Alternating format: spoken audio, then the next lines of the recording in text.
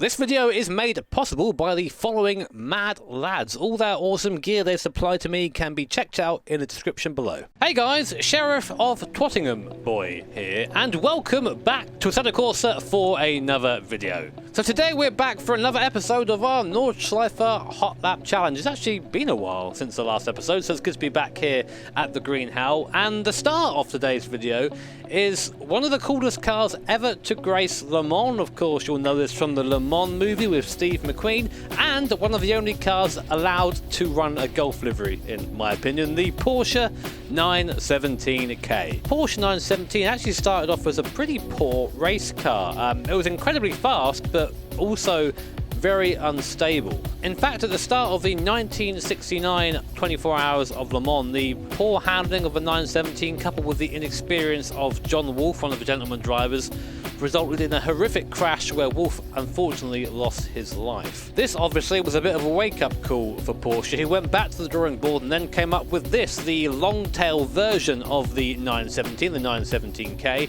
which alongside the 908 was so dominant in 1970 that it won every race bar Sebring. But let's talk about the specs of this thing, because we can all understand that, and the first thing I'm going to talk about is probably the most famous part of the car, which is the engine. So this version of the 917K is powered by a 4.9 litre naturally aspirated flat 12, which is essentially just two Porsche flat 6s, and they've just gone big engine. As a result, the engine produces 600 brake horsepower, which is a very big number when you consider how much this car weighs. This car only weighs 800 kilograms, or if you're an American boy, 1,764 pounds. To say this thing is quick is an understatement. 0 to 60 well under 3 seconds, and a top speed allegedly of 240 miles an hour in a car from 1970. This is the kind of thing that makes me think I could never be a race driver. But instead of chatting about how fast this car is, I'd rather just show you. So I'm going to pop on my VR headset and see if I can survive a lap of the Green Hell in the legendary Porsche 917K. Well, here we are inside the cockpit of the Porsche 917K, just in front of the pig there, which is kind of appropriate given that the 1971 version of this car had that very famous pink pig livery. Very small cockpit detail, by the way. Over there is a key. This thing was started like a road car with a key, which I think is just fascinating. And in terms of handling, this car is on treaded tyres all around, so lots of understeer because the rear tyres are a lot fatter than the front, so getting the car turned in is quite a challenge. Not as much aero as you think, considering that there's a prototype, but of course a prototype from the 70s, and oversteer is literally just a breath on the throttle away, so this car is very difficult to drive quickly. But that being said, let's go and try and drive it quickly. Now, in terms of lap time, I don't really know what to expect. I think the closest thing that I've lapped so far around here has probably been a Group C car. A bit more advanced than this, of course, but I don't know. If I can get anywhere under 630, or anywhere near 630, I should say, that would be a great lap, I think. But let's see if we can do that. Down the first gear then, for the last corner. Easy. Then we'll spin onto our flying lap, because why not? Hold second gear, coming over the rise, down to third, tuck the car in to the inside, then get on the power, let the car naturally progress to the outside of the circuit, then up to third gear, coming down the Hatson back, got a brush on the brake, and by brush I mean carry the brake most of the way through the corner. It's had lots of understeer in this thing, it's very much slow in, fast out, very bumpy down here, down to second gear, and you forget, or rather don't realise, just how quickly this thing gets up to speed. So the braking distances are actually quite long, especially considering we're running brakes from the 70s, which are not so hot compared to modern brakes.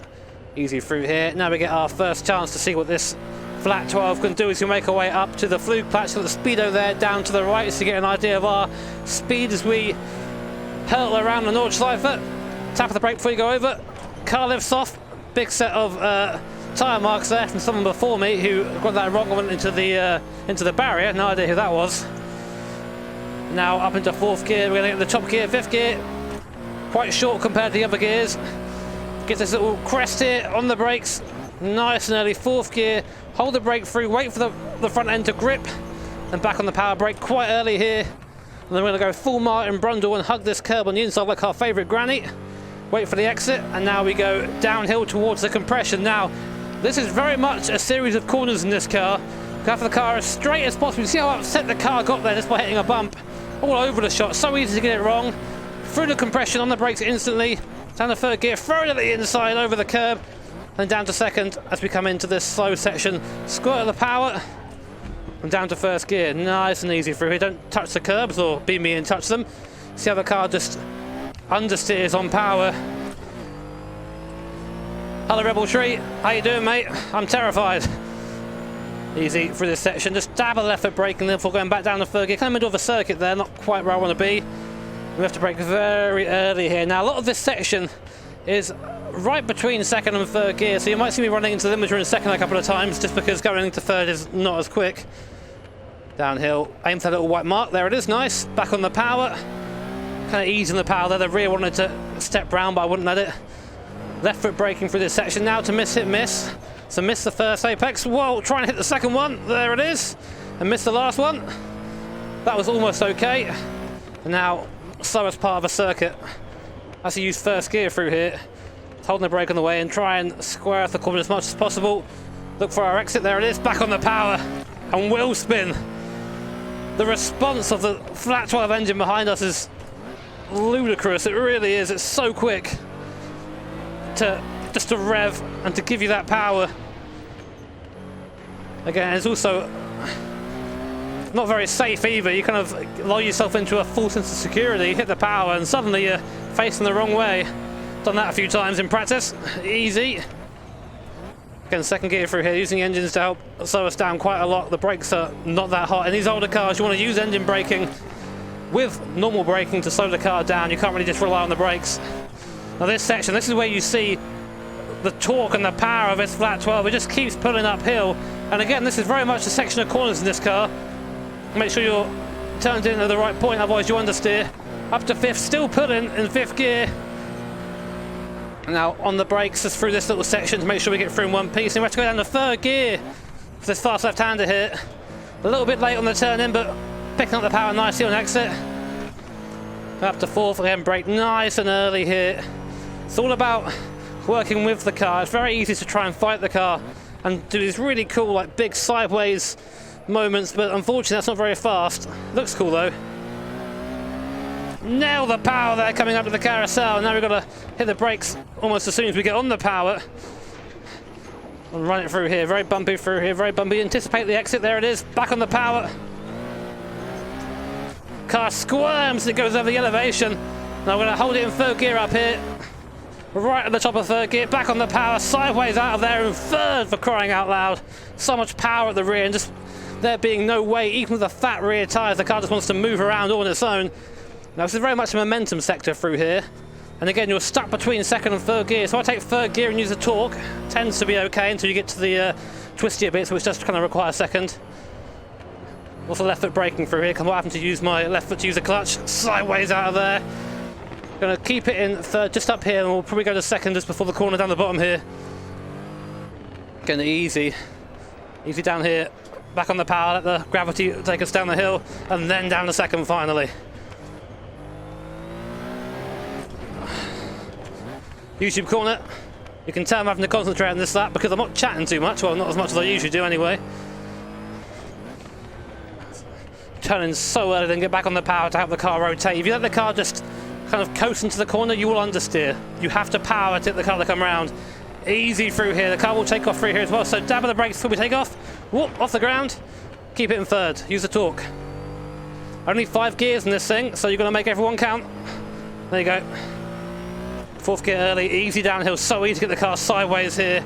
If you touch a curb at speed, the car will just go all sorts of upset, which we don't want. Even there, you can see how much the car is moving around with the elevation changing the road. Third, nice and early. Just get the car, the nose in. There you go. There's a certain controlled aggression in this car, which we will have to get rid of when we come onto the straight, so don't worry about that. Second carousel. This corner sucks. Just to remind you. Up to third gear. Now, hopefully we can keep it in third through here. Again, left foot braking through here because I'm not using the clutch. Just ease it through, wait for it to grip up. There's the grip. Now we get on the power, full power.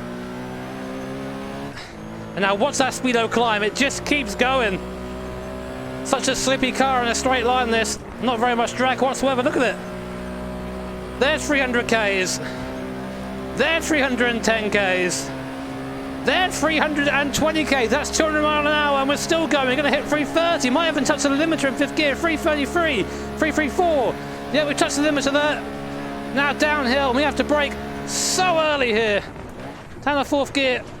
See the car squirming all over the shot. 3rd gear. And then 2nd. Should make the corner. We do. Cut a little bit of the inside there.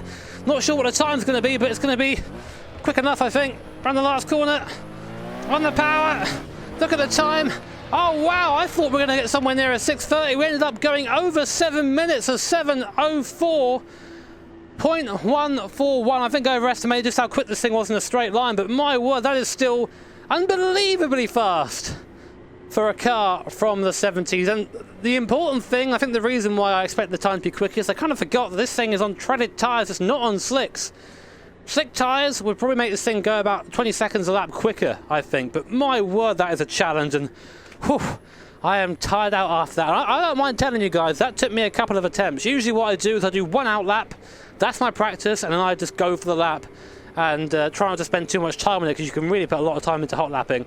But this took me about 5 or 6 attempts to get right. I crashed in so many places. The car is just so aggressive over most of the track that keeping it under wraps really is a challenge. But man, that was fun. But yeah, guys, really hope you enjoyed that lap. I really enjoyed doing it. I always love driving the older cars, so I get a bit of an opportunity to learn about them a bit as well. If you did enjoy the video, then make sure to hit that like button. If you really enjoyed it, then hit the subscribe button and the bell notification icon, because that way you'll be made notified of future streams and of future videos like this. A big thank you to my patrons, to my sponsors, and to Nicky Team for the inspiration for this video. He was posting about this car earlier on Twitter. Take care, have an awesome day, see you all next time. Woo.